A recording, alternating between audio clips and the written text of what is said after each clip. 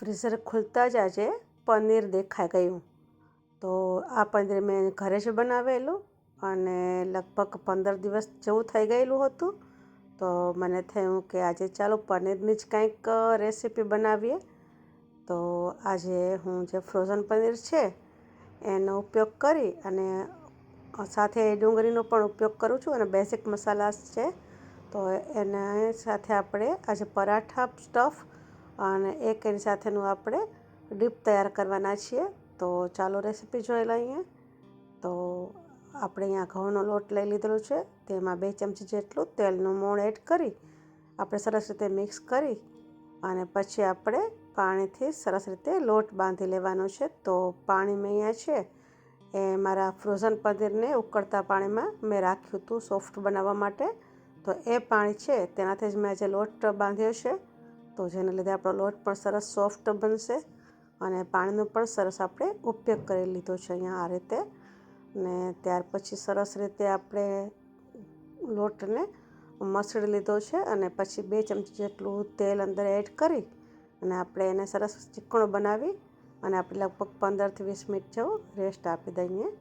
તો ચાલો સાઈડમાં આપણે એનું સ્ટફિંગ તૈયાર કરી લઈએ, એટલે કે ભરવાનો મસાલો તૈયાર કરીએ છીએ. તો તેના માટે મેં લગભગ 3 જેવી મીડિયમ સાઇઝની મેં ડુંગળી લઈ લીધી છે અને તેને છોલી અને મેં અહીંયા બહુ પતલા રાઉન્ડ શેપમાં કાપી લીધેલી છે અને ત્યાર પછી મેં એની રીંગ છે એ બધી અલગ કરી લીધેલી છે.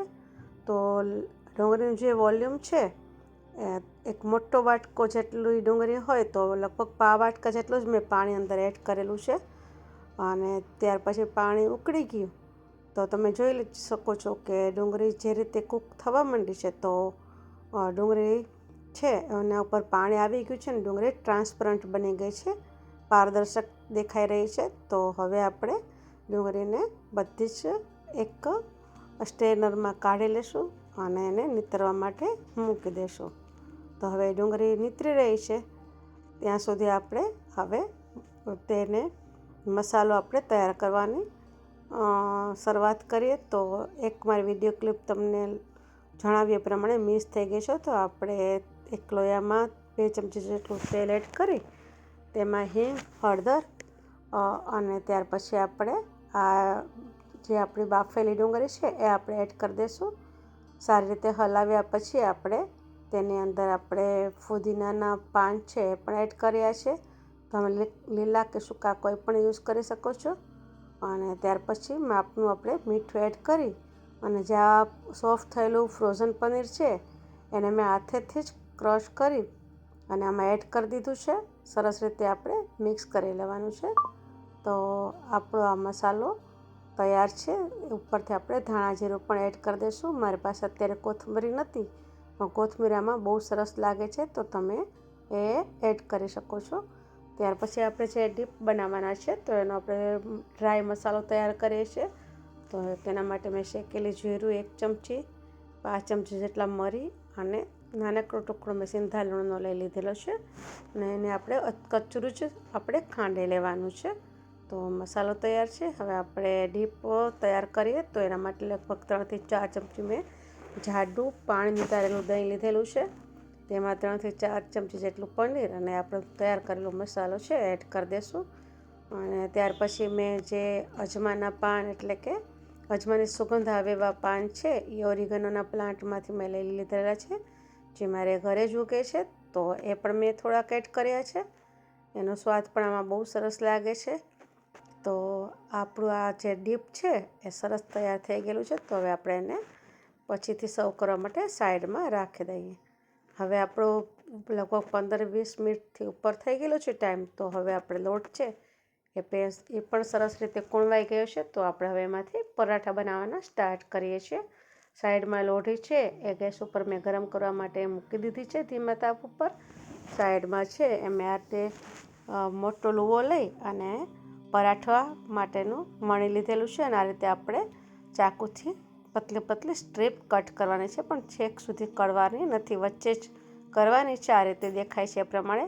અને ત્યાર પછી તમે આજે આપણે તૈયાર કરેલો પનીર ડુંગળીનો મસાલો છે એ આપણે એની અંદર ચારે બાજુ ફેલાવી દઈશું અને ત્યાર પછી હળવા હાથે આપણે બંને સાઈડથી આ રીતે સ્ટ્રીપ છે ભેગી કરી લેશું અને ત્યાર પછી બંને ઉપર એકબીજા ઉપર ઓવરલેપ કરી અને બંને ઓપોઝિટ સાઈડ આપણે ટ્વિસ્ટ કરવાના છે અને ત્યાર પછી આનો આ રીતે એક છેડો નીચે ને એક છેડો ઉપર એ રીતે આપણે દબાવી દેવાનો છે.